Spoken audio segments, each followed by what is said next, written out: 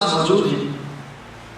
مخزن جود و سخاوت، پیکر عظمت و شرافت صلی اللہ علیہ وسلم کا فرمان عالی شان ہے، اسلام کا تاج اور دین کے قواعد یعنی بنیادیں تین ہیں جن پر اسلام کی بنیاد ہے۔ جس نے ان میں سے کسی ایک کو چھوڑا وہ اس کا منکر ہے اور اس کا خون حلال یعنی قتل جائز ہے۔ اللہ عز و جل کی وحدانیت کی گواہی دینا، فرض نماز اور رمضان کے روزے۔ محبوب رب العالمین صلی اللہ تعالی علیہ وآلہ وسلم کا ارشاد کچھ یوں ہے۔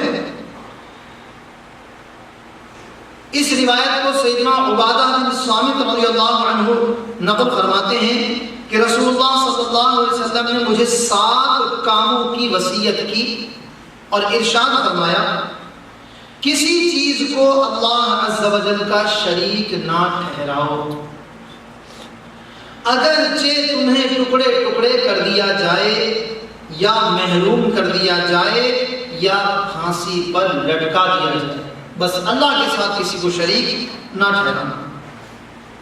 جان بوجھ کر نماز نہ چھوڑنا،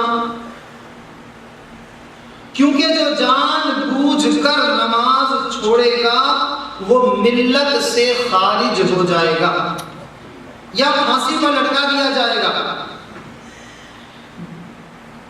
وہ ملت سے خارج ہو جائے گا۔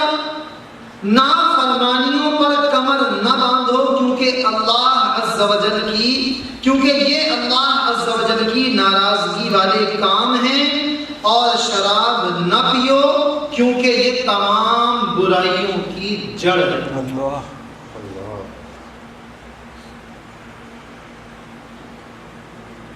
نور کے پیکر تمام نبیوں کے سرور صلی اللہ علیہ وسلم کا فرمان عالی شان ہے، جس کی امانت نہیں اس کا ایمان نہیں، یعنی جو امانت دار نہیں ہے اس کا ایمان نہیں،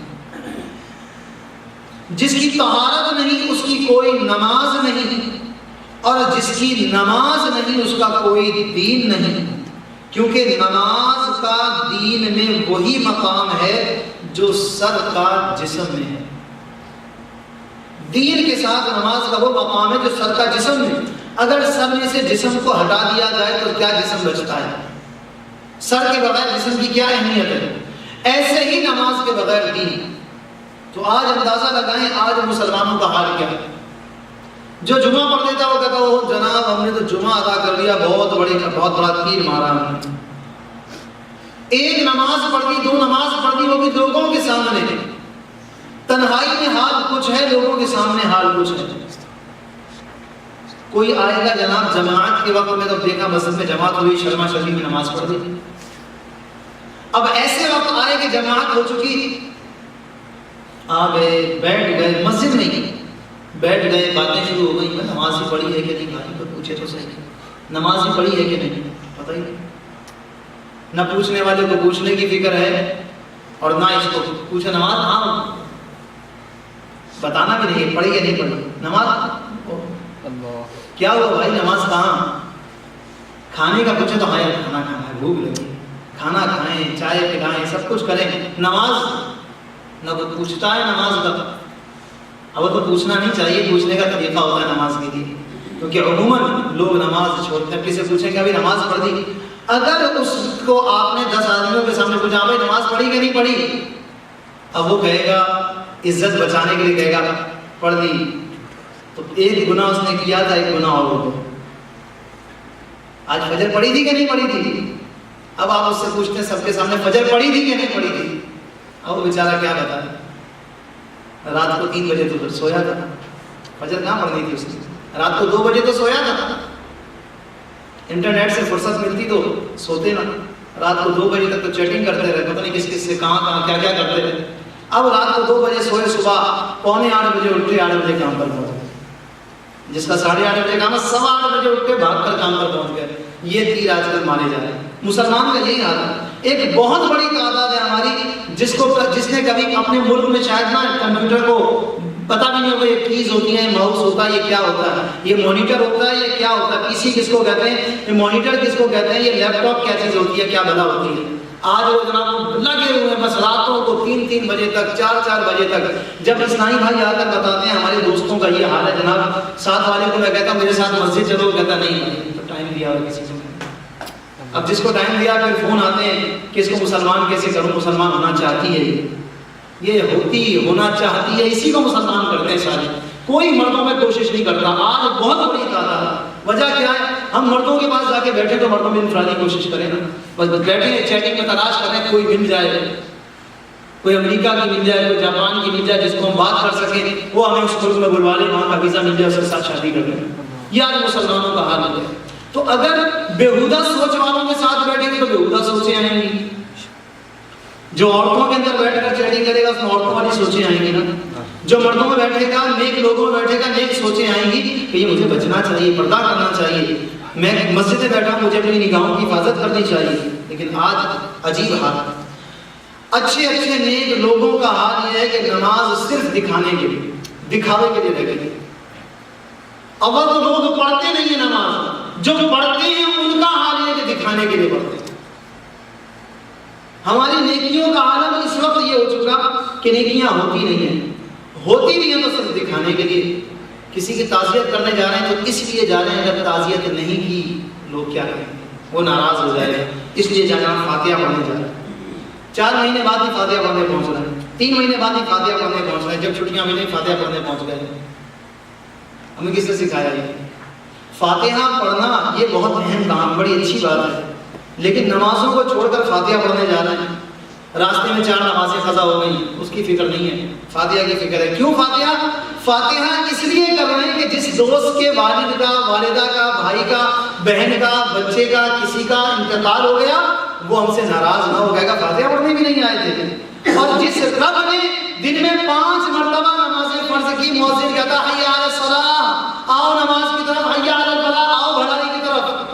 اللہ تعالیٰ نے قرآن پاک میں حکم فرما دیا اقیموا الصلاۃ وآتوا الزکاۃ وارکعوا مع الراکعین، نماز پڑھنے والوں کے ساتھ نماز کو قائم کرو، زکات ادا کرو، رکوع کرنے والوں کے ساتھ رکوع کرو، اس کی فکر نہیں۔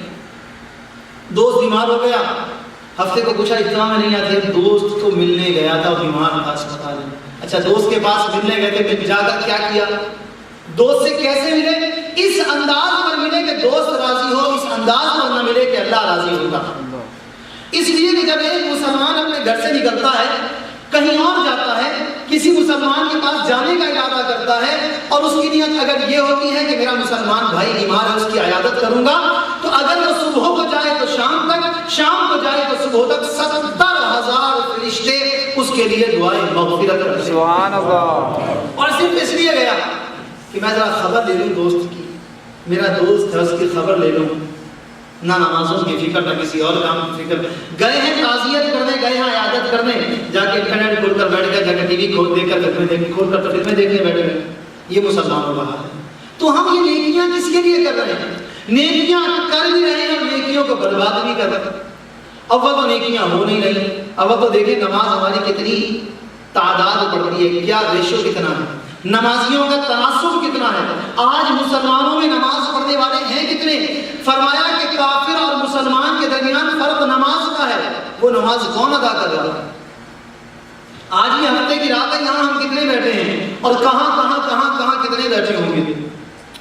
جناب میرا ایک دوست آ رہا تھا، ایک دوست آ رہا ہے جناب، وہ 5 افراد دوست کے استقبال کے لیے کھانا چڑھا رہے ہیں، سارے کے سارے کھانا پکا رہے ہیں بیٹھ کر۔ میرا دوست آ رہا ہے، کہاں سے آ رہا ہے؟ وہ بڑی دور سے آ رہا ہے، سارے اپنی نیکیاں چھوڑ کر اس کے خاطر کھانا بنانے بیٹھے ہوئے۔